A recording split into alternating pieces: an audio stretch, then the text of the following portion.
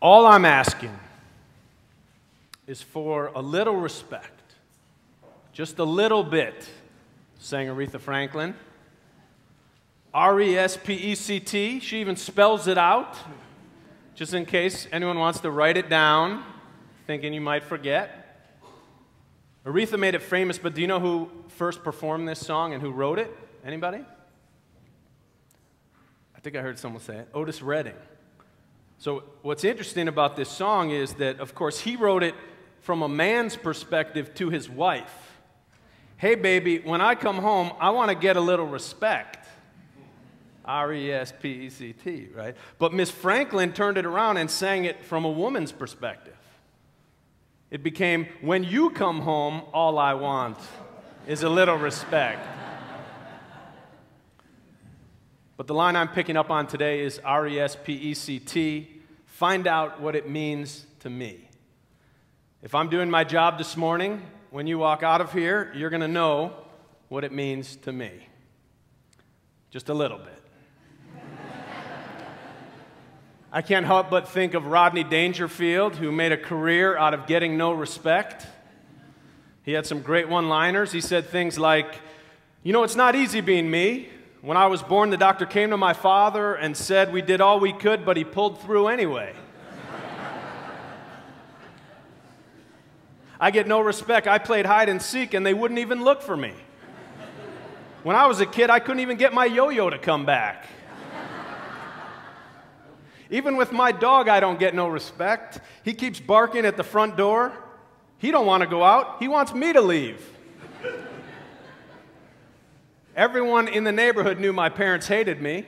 I once asked a cop to help me find my parents. I asked him if he thought that I'd ever find them, and he said, sure, kid, there are only so many places they can hide. He'd say, I'm telling you, I get no respect. One time I was kidnapped, and the kidnapper sent a piece of my finger to my parents. My father said he wanted more proof.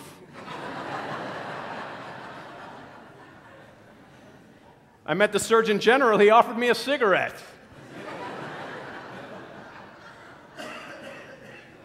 My wife and I were happy for 20 years, and then we met.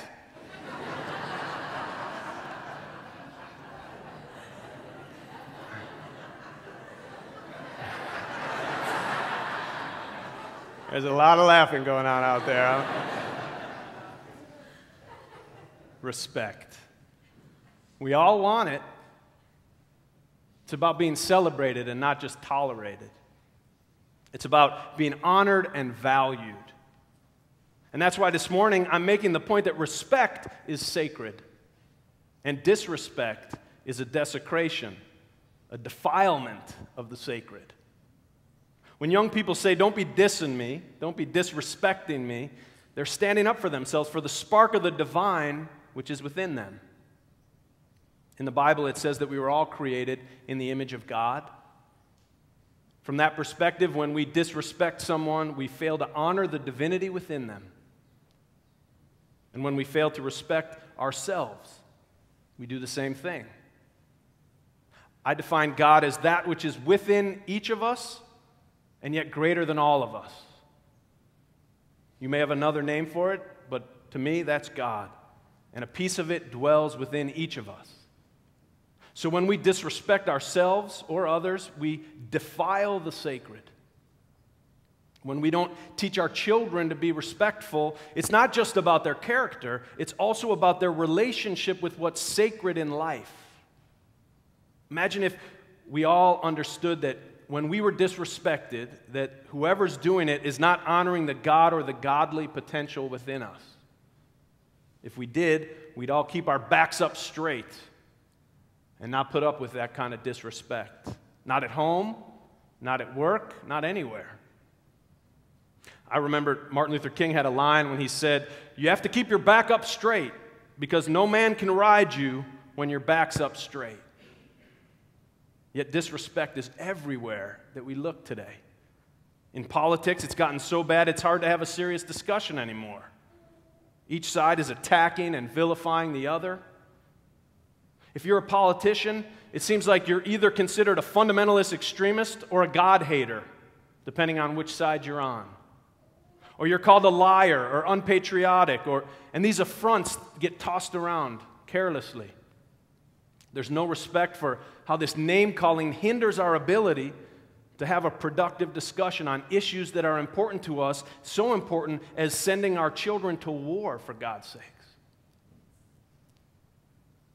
Intelligent adults, and especially opinion leaders, should not be calling people and each other Nazis and baby killers and talking about death panels and government takeovers. This just devalues our democracy, and it keeps us from being the best country that we can be. And Mayor, don't get me started on the city council this morning and how they're behaving right now. I'm wondering why anyone would want to run for mayor, quite frankly, and I wrote this before I knew you were going to be sitting in the congregation this morning.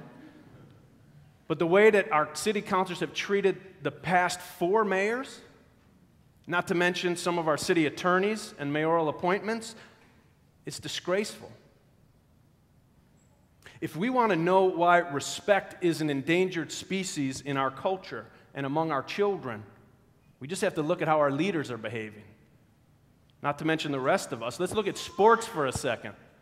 Trash talking on the court or on the field is just considered a part of sports now. And that's the athletes. What about the fans? Or worse, look at some of the parents on the sidelines of their children's Little League and high school sports these days. And we wonder why our children are disrespectful. Our children are watching us.